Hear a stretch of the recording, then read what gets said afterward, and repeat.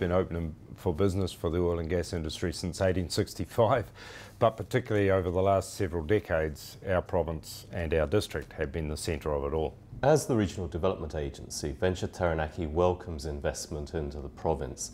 Our job is to make that easy, it's to facilitate introductions to all the right parties and to really fast track and roll out the red carpet, not the red tape, to anyone wanting to do business here in New Zealand.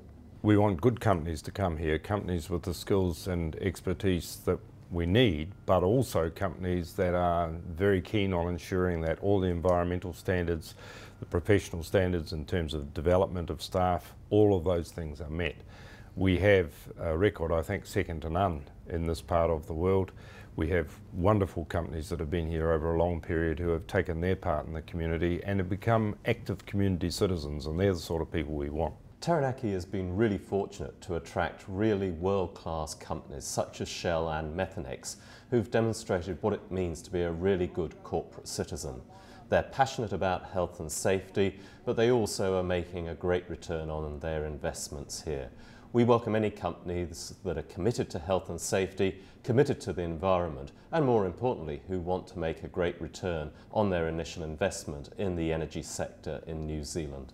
We in government are moving in a way that will reinforce the already good structure that we have on the business, and looking forward to those companies that want to partner with us and do some very good work.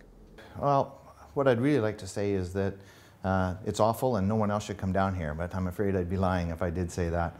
There's 18 sedimentary basins in New Zealand. One of those has been commercialized to date, the Taranaki Basin, and that has barely been commercialized as is, only a few hundred wells in this basin. So the upside to this country and the oil and gas opportunities are huge. There's plenty of room for other players here. We wish there was more companies. More companies would mean more activity. That means more business for the service industry, and that just means better economics for all of us in doing our work here.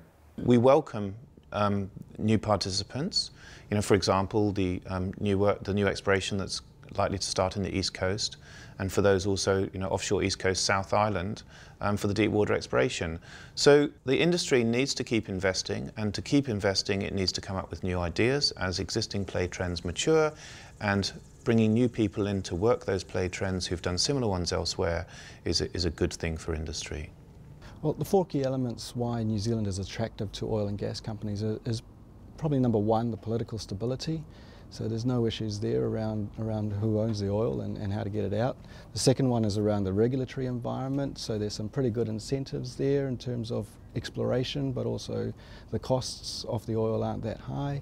Third area, in terms of environment, for the oil workers, it's actually quite a nice place to work compared to some other places where you're drilling for oil, like North Sea or Siberia or something like that.